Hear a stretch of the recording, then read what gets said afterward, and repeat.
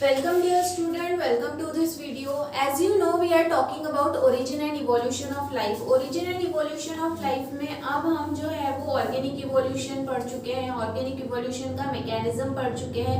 अब हमें आज जो है वो इस पर्टिकुलर वीडियो में दो टॉपिक डिस्कस करना है। एक है हाइडी वेनबर्ग प्रिंसिपल और दूसरा जो है दैट इज एडेप्टिव रेडिएशन। ये दोनों ही जो टॉपिक है वो कहीं ना कहीं जुड़े हुए हैं द फॉर्मेशन ऑफ वैरायटी और formation of different species on this earth. किस तरह से अर्थ के ऊपर अलग अलग वैरायटी ऑफ ऑर्गेनिजम्स फॉर्म हुए हैं, इससे ही जुड़ा हुआ ये दोनों ही टॉपिक है। एक सबसे पहला है Hardy Weinberg principle. Hardy Weinberg principle जो है वो कहीं ना कहीं हमें ये बताता है equilibrium. Actually Hardy Weinberg principle को हार्डी वेनबर्ग इक्विलिब्रियम भी कहा जाता है। क्यों? क्योंकि इनका कहना ये है कि जब भी जो भी पॉपुलेशन है जो रैंडमली इंटरब्रीड करते हैं और कोई दूसरे फैक्टर्स इसे अफेक्ट नहीं करते, तो ऐसे समय में जो भी इसका रेशियो रहेगा इक्विलिब्रियम में ही रहेगा। It will always be constant from generation to generation. देखो यहाँ पे सबसे पहले Hardy Weinberg principle is also called as Hardy Weinberg equilibrium law. ठीक है, इसका स्टेटमेंट क्या है? At equilibrium point both the genes और allele frequency and genotypic frequency remains constant for generation to generation. एक इक्विलिब्रियम पॉइंट पे जो है वो फिनोटिपिक और जीनोटिपिक दोनों ही जो है, मतलब जेनेटिक लेवल पे जीन्स जो है, जीन की फ्रीक्वेंसी और उन जीन्स के एक्सप्रेस होने की जीनोटिपिक फ्रीक्वेंसी, ये दोनों ही जो है वो हमेशा कांस्टेंट रहेगी फ्रॉम जनरेशन टू जनरेशन, ऐसा कहना है इस प्रिंसिपल का। Then it occurs only in diploid। लेकिन ये भी है कि ये जो प्रिंसिपल है ये सिर्फ आपको डिप्लॉयड ऑर्गेनिज्म में देखने मिलेगा, प्लस जो सेक्सुअली रिप्रोड्यूस करता है, plus large free interbreeding population, बड़ी पॉपुलेशन है और ये पॉपुलेशन में every individual is free for interbreeding. आपस में इंटरब्रीडिंग करने के लिए वो फ्री है। जहाँ पे जो भी मेटिंग है वो कैसी होती है? Random, in which the mating is random mating होती है। पर्टिकुलर जो है वो आपको पर्टिकुलर ऑर्गेनिज्म से ही मेटिंग करना पड़ेगा, ऐसा कुछ नहीं है, रैंडम मेटिंग होती है। नो सिलेक्शन और अदर फैक्टर, इसके अलावा कोई सिलेक्शन, नेचर द्वारा कोई सिलेक्शन नहीं हो रहा है या फिर कोई और दूसरे फैक्टर्स जो है वो इसे अफेक्ट नहीं कर रहे हैं। ठीक है, जो इसमें बदलाव ला सके, किसमें? जीन फ्रीक्वेंसी या एलील फ्रीक्वेंसी में बदलाव ला सके, ऐसे पॉपुलेशन में आपको हार्डी वेनबर्ग प्रिंसिपल ऑब्जर्व होते हुए नजर आएगा। मतलब यहाँ पे एक इक्विलिब्रियम पॉइंट आपको नजर आएगा। ठीक है, देन यहाँ पे एक एग्जांपल के थ्रू बताया है कि इफ सपोज जो है वो जो भी अलील्स हैं, देयर आर टू अलील्स जो एक ही पोजीशन पे, क्रोमोसोम के एक ही पोजीशन पे प्रेजेंट हैं, वो है कैपिटल ए और दूसरा है स्मॉल ए। ठीक है, और इनकी जो फ्रीक्वेंसी है, कैपिटल ए की फ्रीक्वेंसी है मतलब रिपीट होने की फ्रीक्वेंसी है स्मॉल पी और स्मॉल ए की है स्मॉल क्यू। ठीक है, रिस्पेक्टिवली का मतलब आपको पता होगा कि जो पहले लिखा है वो पहले को बिलोंग करता है, जो बाद में लिखा है वो बाद में को बिलोंग करता है। ठीक है, the allele frequency for any locus is always 1, that is p plus q is equal to 1। Actually यहाँ पे कैपिटल Q आपके बुक में दिया हुआ है, यहाँ पे कैपिटल नहीं स्मॉल q चाहिए। ठीक है ना, देखो यहाँ पे ये कह रहे हैं कि जो भी फ्रीक्वेंसी है, कोई भी फ्रीक्वेंसी हो, चाहे वो p फ्रीक्वेंसी हो या q फ्रीक्वेंसी हो, दोनों का समेशन, दोनों का एडिशन क्या होगा? हमेशा 1 रहेगा। ठीक है ना, देखो जीनोटिपिक फ्रीक्वेंसी के थ्रू बताया है कि अगर हम बोल रहे हैं कि p प्लस क्यू का स्क्वायर इज इक्वल टू 1, ठीक है, तो ये बायनोमियल, आप लोग बायनोमियल इक्वेशंस आप लोगों ने मैथ्स में सॉल्व किए हैं। ठीक है, जैसे कि a plus b the whole square. ठीक है, तो a plus b the whole square को हम एक्सपांड करेंगे, कैसा है? तो यहाँ पे a प्लस बी की जगह है p plus q the whole square. ठीक है, तो p square plus 2pq plus q square is equal to 1। ठीक है, तो ये बायनोमियल इक्वेशन के थ्रू जीन फ्रीक्वेंसी को एक्सप्रेस किया है, एक्सप्लेन किया है। देन इसके बाद में देखो यहाँ पे ये बताया है कि अगर p स्क्वायर है मतलब वहाँ पे 2 कैपिटल A है, क्योंकि p जो है वो A की फ्रीक्वेंसी है, वहीं जहाँ पे स्मॉल a है वहाँ पे q स्क्वायर रहेगा। क्यों? क्योंकि q जो है वो स्मॉल a की फ्रीक्वेंसी है। ठीक है, और 2a ए, मतलब 2 कैपिटल ए स्मॉल ए की जो फ्रीक्वेंसी रहेगी वो रहेगी 2pq, ठीक है। तो यहाँ पे हम इसके थ्रू जो है, इसीलिए ये कहा है कि जो भी यहाँ पे इसका एक्सप्रेशन होगा या इसका रिपीटिशन, ये एक्चुअली ये एक्सप्रेशन बता रहा है कि इक्विलिब्रियम मतलब 1, इक्विलिब्रियम आपको कैसे रिप्रेजेंट हो रहा है, 1 से रिप्रेजेंट हो रहा है। इसका जो भी फ्रीक्वेंसी है वो कैसे नेक्स्ट जनरेशन में कैरी फॉरवर्ड होगा, वो यहाँ पे अगेन इसीलिए कहा है कि p square plus 2pq plus q square is equal to 1, और इसका जो बाइनोमियल एक्सपांशन है,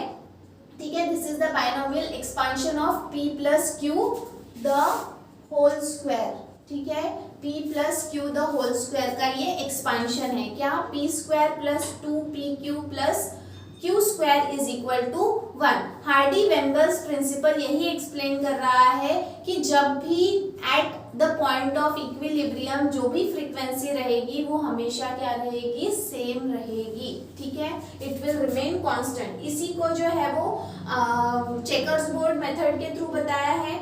ये दो जो है ये क्या कहेंगे हम उसको, अलिल्स हैं, जीन्स हैं, ठीक है, जो भी अलिल्स हैं इनका अगर हम क्रॉस करते हैं, क्योंकि हमने जैसे बोला डिप्लॉइड सेल होना चाहिए या फिर सेक्सुअली रिप्रोड्यूस होना चाहिए, तो यहाँ पे पहला क्या होगा, कैपिटल ए जिसकी फ्रीक्वेंसी है p स्क्वायर, फिर होगा कैपिटल ए स्मॉल ए, तो उसका फ्रीक्वेंसी है pq, अगेन कैपिटल ए और स्मॉल ए, इसका फ्रीक्वेंसी है pq और स्मॉल ए, ठीक है, इसका फ्रीक्वेंसी है q स्क्वायर। ये कैसे किया जाता है ये हम ऑलरेडी हमारे क्लासेस में देख चुके हैं, ठीक है। तो इसीलिए देखो यहाँ पे ये एक्सप्रेशन को ये कहीं ना कहीं क्या कर रहा है, जस्टिफाई कर रहा है, ठीक है, और इसीलिए ये कहा है कि इसका जो फ्रीक्वेंसी है वो हमेशा क्या रहेगा, इट विल ऑलवेज रिमेन 1, ठीक है, या मतलब कांस्टेंट रहेगा। There are few factors such as gene migration, that is gene flow, genetic drift, mutation, genetic recombination, natural selection, non random mating etcetera which affect और change the Hardy Weinberg principle. Hardy Weinberg principle कब, या Hardy-Weinberg equilibrium कब follow होगा, जब सब कुछ equilibrium में रहेगा, कांस्टेंट रहेगा। लेकिन कुछ ऐसे भी फैक्टर हैं जो इसे डिस्टर्ब कर सकते हैं, चेंज कर सकते हैं, और उनके बारे में हम ऑलरेडी डिस्कस कर चुके हैं कि जीन माइग्रेशन मतलब अगर जीन फ्लो होता है from one population to the other, या फिर कोई रुकावट आ जाती है जीन फ्लो में, या फिर म्यूटेशन हो जाता है, या फिर जेनेटिक रिकॉम्बिनेशन हो जाता है, नेचुरल सिलेक्शन हो जाता है, या फिर नॉन रैंडम मीटिंग, क्योंकि यहाँ पे साफ तौर पे कहा है कि रैंडम मीटिंग होना चाहिए, लेकिन अगर नॉन रैंडम मीटिंग हो रही है तो ऐसे समय में भी जो हार्डी-वेनबर्ग प्रिंसिपल है वो फॉलो नहीं होगा, वो डिस्टर्ब हो जाएगा, ठीक है। तो इस तरह से this is all about the Hardy Weinberg principle, ठीक है। लास्ट पॉइंट है इसका, this is the factor, sorry, if these factors do not occur, अगर ये जो फैक्टर्स जिनके बारे में हम बात किए, म्यूटेशन, जेनेटिक ड्रिफ्ट, अगर ये ऑकर नहीं होते हैं तो जेनेटिक वहां पे स्टेबिलिटी रहेगी, या फिर नॉन इवॉल्विंग पॉपुलेशन तो वहां कंटिन्यू रहेगी, लेकिन उसमें इवोल्यूशन का चांसेस थोड़ा सा कम रहेगा, ठीक है। ये एक्सप्लेन किया है किसने, हार्डी-वेनबर्ग ने, और हार्डी और वेनबर्ग ये दो अलग अलग साइंटिस्ट हैं जिन्होंने मिलकर ये प्रिंसिपल पोस्टुलेट किया है। इसके बाद में नेक्स्ट टॉपिक जो है that is adaptive radiation. Adaptive radiation simple शब्दों में अगर कहा जाए कि जो इंसान या जो ऑर्गेनिज्म जिस वातावरण में रहता है उस वातावरण के हिसाब से जो अपने अंदर एडजस्टमेंट करता है, अपने अंदर जो अडैप्टेशन करता है, उसी को अडैप्टिव रेडिएशन कहा गया है, ठीक है। और जो भी डार्विन है उन्होंने अडैप्टिव रेडिएशन के थ्रू भी एक्सप्लेन किया है कि अडैप्टिव रेडिएशन मतलब अपने आप को उस वातावरण में एडजस्ट करने के लिए आप जो भी बदलाव करोगे उस बदलाव की वजह से एक नया स्पीशीज तैयार होना मुमकिन है, तैयार हो सकता है, ठीक है। तो यही है अडैप्टिव रेडिएशन। देखो, the process of evolution which results in transformation of original species to many different varieties is called adaptive radiation. ये एक प्रकार की इस तरह की प्रक्रिया है जिसमें विकास होता है, और विकास होने के समय में जो भी विकसित हुए नए जानवर हैं वो अलग अलग प्रकार की वैरायटी जो है वो तैयार करते हैं। क्यों? क्योंकि वो अलग वातावरण में अपने आप को उस तरह से ढाल रहे हैं, एडजस्ट कर रहे हैं, अडेप्ट कर रहे हैं। ठीक है ना। इसका एग्जाम्पल जो है वो डार्विन्स फिंचेस का है। डार्विन्स फिंचेस क्या है? फिंचेस के बारे में हम इसके पहले भी बात कर चुके हैं। ये एक प्रकार का पक्षी होता है। ठीक है, ये एक्चुअली अमेरिका को बिलोंग करता है, लेकिन जब डार्विन जो है वो अपने फ्रेंड के साथ में गैलापागोस आइलैंड पे विजिट करने गए थे, जैसे कि हम ऑलरेडी डिस्कस कर चुके हैं कि डार्विन ने कई सारे प्लेसेस को विजिट किया और उनके विजिट के बाद में ही उन्होंने अपने बुक को पब्लिश किया और उसमें ये सारी चीजों को इन्वॉल्व किया है। तो डार्विन के विजिट के दौरान जब वो वहां पे विजिट करने गए थे तो उन्होंने इस बर्ड को खास तौर पे ऑब्जर्व किया, और जब उन्होंने इस बर्ड को ऑब्जर्व किया तो जो भी वेराइटीज उन्होंने ऑब्जर्व की, इसीलिए ये जो छोटा बर्ड है इसे डार्विन्स फिंचेस कहा जाता है, क्योंकि उसके बारे में पूरा एक्सप्लेनेशन डार्विन ने दिया है, इसलिए उसे डार्विन्स फिंचेस कहा जाता है।